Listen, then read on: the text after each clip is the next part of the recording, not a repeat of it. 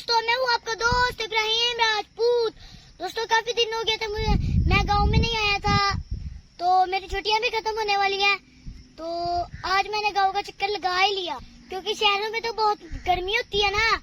तो मैं इधर आके ना ठंडक महसूस कर रहा हूँ, दरख्तों की छांव में, ठंडी हवाओं में। तो ये मेरे चाचू ना मसवाक तोड़ रहे थे, तो अभी मैं इससे पूछता हूँ कि सबसे अच्छी मसवाक किस दरख्त की होती है।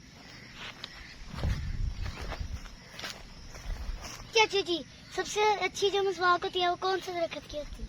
सबसे अच्छी मसवाक जो होती है वो सुख चैन की होती है। सुख चैन दरख्त है, लेकिन गाँव में बहुत कम पाया जाता है। हमारे गाँव में खासकर यहाँ पे ज़्यादातर टाली और किक्कर की होती है।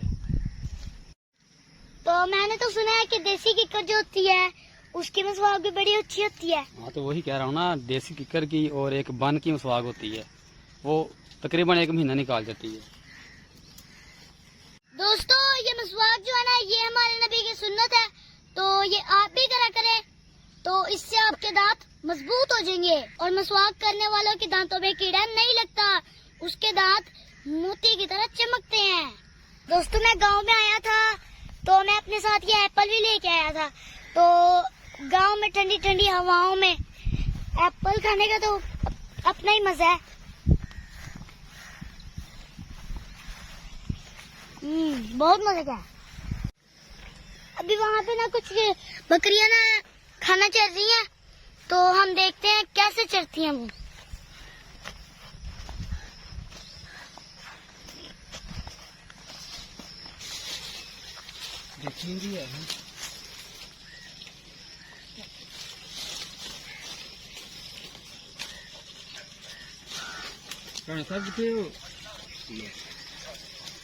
ये बकरियां मुझे लग रहा है कि बहुत इंजॉय कर रहे हैं और इनको बहुत मजा आ रहा है शहतूत के पत्ते खाने में।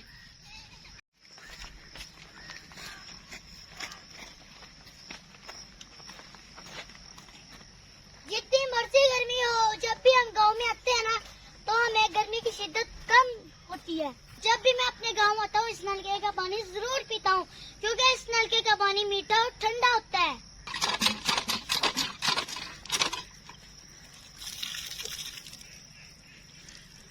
बहुत ठंडा और मीठा पानी है।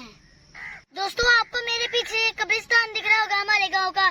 तो जब भी मैं अपने गांव आता हूँ, इस कब्रिस्तान में जरूर आता हूँ, क्योंकि इस कब्रिस्तान में मेरे दादा और दादी जी की कब्र है, तो मुझे इधर आके सुकून मिलता है। तो आप भी अपने बुजुर्गों की कब्रों पर जरूर जाया करें, इससे आपके बुजुर्ग खुश होते हैं। और उनके लिए दुआएं मगफिरत किया करें, और उनकी बख्शिश का जरिया क्योंकि आप हैं।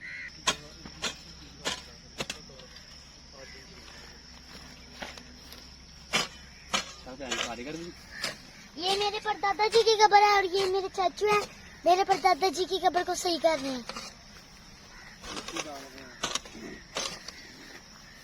और ये बड़े चाचू हैं, ये जो खड़े हैं, ये छोटे चाचू से काम करवा रहे हैं।